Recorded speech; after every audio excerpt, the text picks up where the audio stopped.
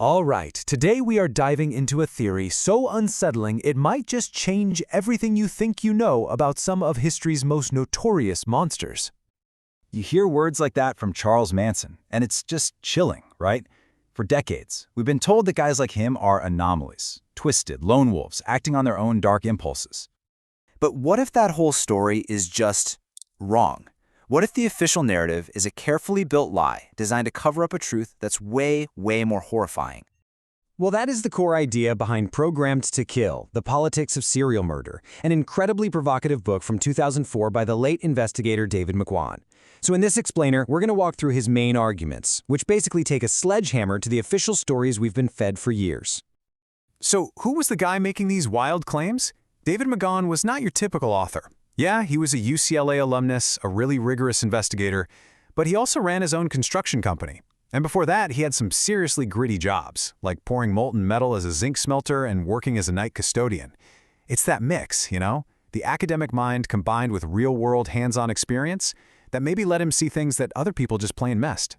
So McGowan's entire investigation starts by attacking the one thing we all just assume is true, the idea of the lone killer.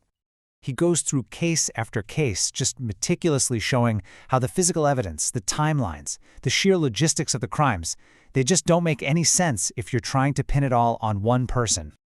And this is a perfect example. Remember the Yosemite murders? Officially, this handyman, Cary Stayner, killed 4 women all by himself. But McGowan just asks you to use some common sense. How on earth does one guy manage to subdue 3 women in a motel room without a single sign of a struggle? He argues Stayner's confession feels completely scripted, and that the real evidence pointed to a local drug ring that conveniently got swept under the rug as soon as Stayner confessed. And you see the same pattern with the Night Stalker. Richard Ramirez was the monster they put away, for sure, but McGowan highlights all these eyewitness accounts from the time of the attacks that describe someone completely different. We're not talking small details either. Witnesses described a different height, a different build, even a different ethnicity.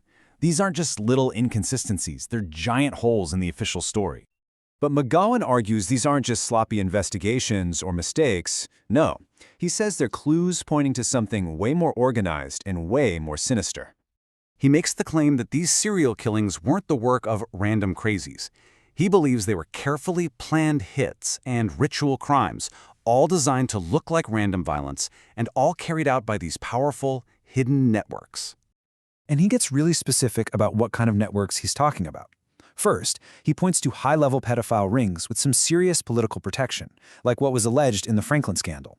And second, a whole web of interlocking satanic cults that just exploded onto the scene during the counterculture of the 1960s. And this is where he starts connecting the dots in a way that's pretty hard to ignore. He lays out evidence linking the Manson family to groups like the Process Church. He digs into David Berkowitz's own claims that the Son of Sam killings were the work of a much larger satanic cult. And he explores Henry Lee Lucas's confession that he was basically a hitman for a cult called the Hand of Death. Okay, so you have accomplices, you have cults, but all of that leads to the absolute bombshell at the center of McGowan's thesis, the most shocking claim of all, the idea that these killers weren't just influenced by a group, but that they were literally created. Now, listen to that quote. That's not from some conspiracy blog. That's a real quote from a real defense attorney for a real serial killer, Bobby Joe Long.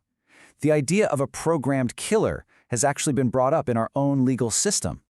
In the foundation for this terrifying idea is a very real declassified government program, MK Ultra. I mean, this wasn't science fiction. This was a top-secret CIA project that ran for decades, using drugs, hypnosis, and all kinds of horrible psychological abuse to figure out how to control the human mind. And they often did it on American citizens who had no idea what was happening to them. So McGowan basically suggests this research wasn't just for, academic purposes.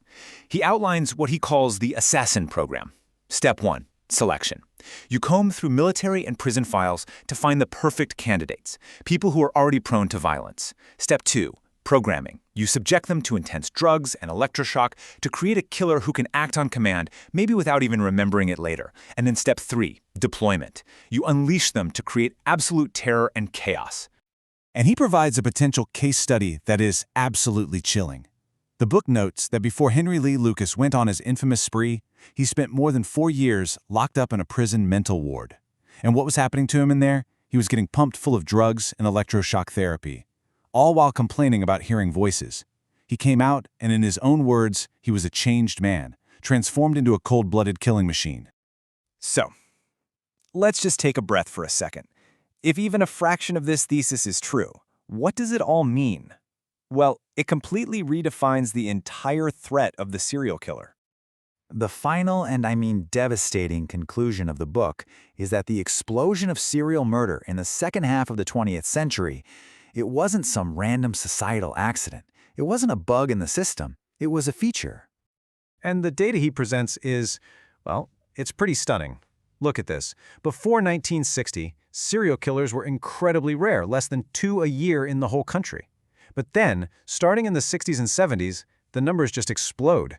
By 1990, it was almost 3 dozen a year. And that sudden, insane spike just so happens to line up perfectly with the years that MK Ultra was in full swing. But why? Why would anyone do this? McGowan points to the work of researcher May Brossell, who argued back in the 70s that if you want to control a population, the best way to do it is to terrorize them. Create chaos, and people will not only accept but demand a police state to make them feel safe again. In the end, McGowan's work just leaves us with this huge, deeply uncomfortable challenge. It forces us to question a story that we've all accepted our entire lives, the image of the isolated, lone nut serial killer. Because if that image is a lie, if these killers are just the puppets, it leaves us with one final, terrifying question that just hangs in the air long after you close the book. Who, exactly, is pulling the strings?